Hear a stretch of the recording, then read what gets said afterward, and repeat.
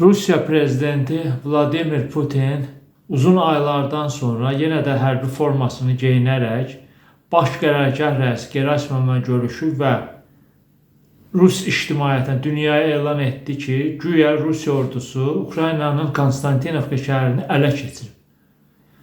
Bu şəhər uğrunda həqiqətən uzun müddətli döyüşlər gedir. Hardasa bir ilə yaxındır döyüşlər gedir. Rusiya çox cəhd edir ki, bu şəhəri ələ keçsin. Aylardır müraciət edir. Və indi Putin elan edir ki, güya bu şəhəri ələ keçiriblər. İnandırıcı gəlmir. Niyə? Çünki belə hallar çox olub ki, Putin həmin o hərbi format elan edir ki, hansısa şəhər, Kupiansk məsələ şəhərini 5 dəfə elan etmişlər ki, Rusiya ələ keçir. İndiyənə qədər də o şəhər Ukraynanın nəzarətindədir.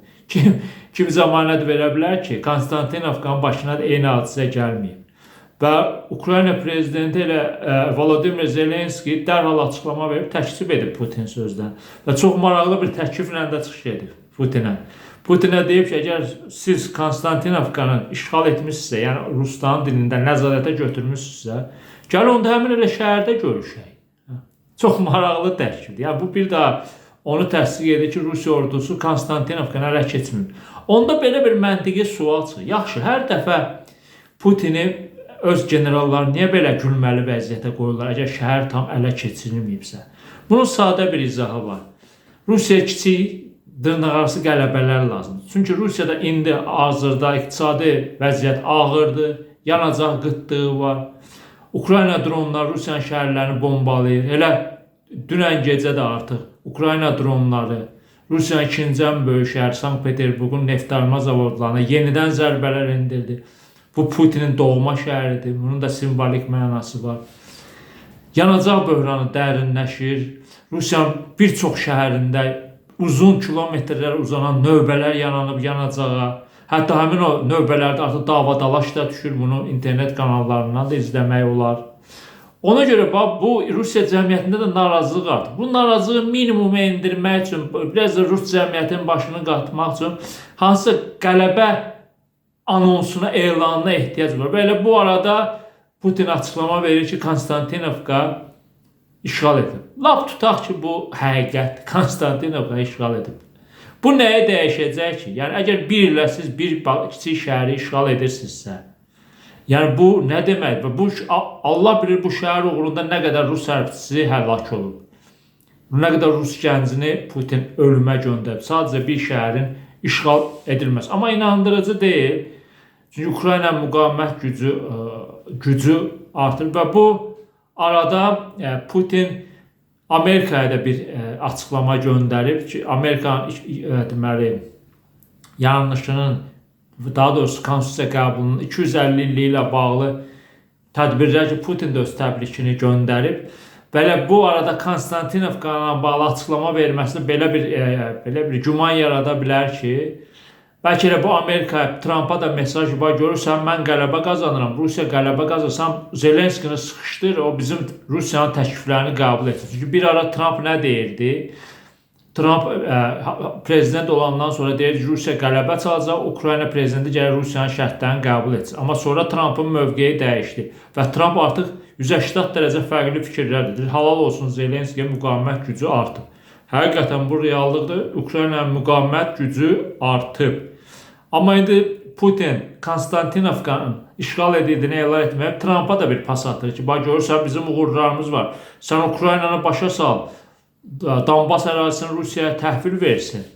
Amma Trump'ın belə bir qərar verəcəyi inandırıcı, yəqin Trump'ın müşavirləri də izah edəcəklər ki, real vəziyyət necədir? Başqa bir sual da meydana çıxır ki, yəni bu yalançı şəhərlərin nəzarətə götürülməsi elanları, bəs bu Rus generallarının nəyinə lazımdır? Əgər həmin şəhər ələ keçirilir, axı bunun ələ keçirilmədi, nəzarətə götürmək sonradan aydın olacaq.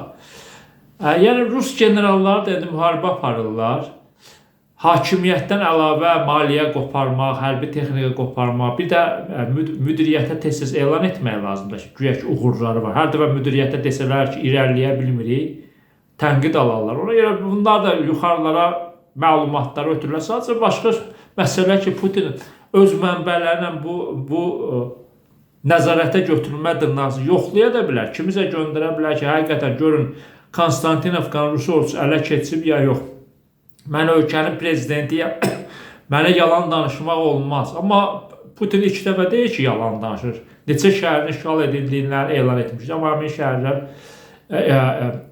işğal edilməmişdir. Və yaxud yanacaqla bağlıdır. Məgər Putin doğrunu söylədi. Yanacaq böhranı var. Putin həftələrcə sustu. Amma axırda gördü ki, artıq nəsə deməlidir.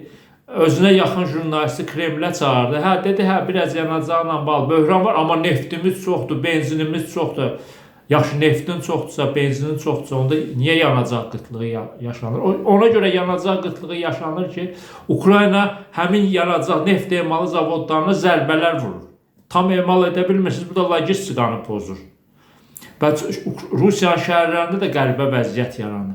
Bu özü də gələcəkdə Rusiyada mərkəzdən qaçma meyllərini gücləndirə bilər. Nə? Məsələn, Rusiya hansısa bir şəhərində neft emalı zavoduna tutaq ki, zərbə dəyməyib. Onun yanacağı var. Amma Moskva o yanacağı onun əlindən alır. Moskvaya daha çox lazımdır. Həmin şəhərdə, həmin vilayətdə artıq böhran yaşanır. Orada da insanlar deyir, bizim neft emalı zavodumuz işləyir. Bizim yanacağımızı niyə Moskvaya aparırsınız? Və orada da artıq federasiyalar arasında belə maraq toqquşması əmələ gələ bilər. Yəni bu idarə olunmaz bir vəziyyət və bu Rus ordusu da indi əvvəllər də olmuşdur. Məsələn, hansısa bir 5-6 Rus hərbçisi biraz daha çox irəliləyərək cəbhə bölgəsi Ukraynanın nəzarətindən çıxaraq hansısa bir 20 kilometr irəliləyir, hansısa bir evin başına Rusiyanın bayrağını sancır. Ondan sonra Rusiya generaliteti elan edir ki, o ərazi tamamən Rusiyanın nəzarətinə görür. Halbuki bir bayraq sancılır. Sonra orada hərbçiləri göndərir həmin əraziyə Rusiya generalları. Onları da Ukrayna məhv edir. Məlum olur ki, sadəcə bir bayrağı hansı evə sancıblar, amma əraziyi götürə bilmirəm. Boz ərazidir bu. Yəni burada hələ döyüşlər gedir. Yəni Putinin bu açıqlamalarına heç Rusiya cəmiyyətində də inanan az olan, necə ki, yanacaqla bağlı dedi. Yəni Rus vətəndaşı nəyə inansın? Gördüyünə inansın, yoxsa Putin açıqlama verir ki, məsələ neftimiz çoxdur, benzinimiz oldu, qıtlıq aradan qalxacaq. Amma Rus vətəndaşı avtomobillə səhər çıxır, 36 saat növbədə dayanan, yanacaq doldurması növbədə dayanan Rusiya vətəndaşları var. Yəni bu indi növbədə dayanmasına görsün müşahidə edir. Putinin deməyinə ki, benzin də var, neft də var, hər şey əla olacaq. Yəni bu arada Rusiya çox maraqlı bir situasiya ilə üzləşir. Misal üçün Hindistanla. Rusiya Avropaya nefti sata bilməyəndə hansı ölkələrə satmaq məcburiyyəti? Çinə və Hindistana başladı neft satmağa. Təsəvvür edirsiniz, Hindistan neft emalı zavodlar Rusiyadan neft alır. Və həmin Rusiya indi Hindistandan hazır yanacaq alır. Çünki Hindistanda xeyli neft ayırma zavodları var. Nefti yanacağa çevirir. Yəni həm bu ölkəyə neft satır və bu ölkədən də həm də yanacaq alır. Neft ölkəsi olan Rusiya. Bu cür ağır vəziyyətə düşür. Orası da bəllidir ki, yəni bütün bu çətinliklərə baxmayaraq Putin müharibəni dayandırmaq istəmir. Müharibəni dayandırmaq istəmirsə, yəni hər iki tərəfdən də itkilərin sayı artacaq. Ukrayna ağ bayraq qaldırmaq fikrində deyil. Ukrayna ilə bağlı da yeni bir məlumat odur ki, Ukrayna prezidenti Volodymyr Zelenski Ukraynanın Böyük Britaniyada səfiri Zaluzhny ilə bir söhbəti olub və Zaluzhny ona elan edib ki, prezident seçkiyə keçsə namizədliyi verir. Çünki Zaluzhny həqiqətən Ukraynada reytingi yüksəkdir. Demək, Zelenski artıq düşünür ki, prezident seçkilərini bir münasib vaxtda keçirmək lazım. Çünki onun müddəti də bitib, amma problem ondadır ki, müharibə aparan ölkədə prezident seçkini keçirməsinin özünün çətinlikləri var. Amma əgər bir sabitlik yaranarsa, Zelenski yəqin ki, seçki günü təyin edəcək. Və əgər Zelenski ikinci müddətə prezidentliyə iddialı olacaqsa, əsas rəqibi yəqin Zaluzhny olacaq. Zaluzhny keçmişdə Ukrayna baş qərargahının rəisi idi və xeyli də reytingi vardı. Amma indi Ukraynada aparılan son rəy sorğularına görə Zelenskinin reytingi bir qədər düşsə də, indi artıq yenidən əvvəlki reytingi zaman-zaman bərpa etməyə başlayıb. Yəni, mümkündür ki, Zelenski ikinci müddətə də prezidentliyə namizədliyini irəli sürür. Amma bu indi məncə elə aktual deyil. Əgər havada dronlar, raketlər uçuşursa, Kiyev bomba yağdırırlarsa, Ukraynada mülki insanlar arasında ölənlər varsa, yəni adi elə paytaxtdır. Paytaxtda necə seçki keçirsə, mən işğal altındakı bölgələri demirəm, atəş altında olan bölgələri demirəm. Ukrayna üçün bu gün ən vacib olan müqavimət gücünü artırmaq, elə etmək ki, Rusiya atəşkəsə indiki şərtlər altında atəşkəsə razılaşır, amma Rusiya prezidenti hələ ki buna razı deyil. Əgər o elan edirsə ki, Rusiya Konstantinovka nəzarətə götürüb, belə olan halda, yəni öz generallarına inanan halda atəşkəsə razılaşarmı? Çətin.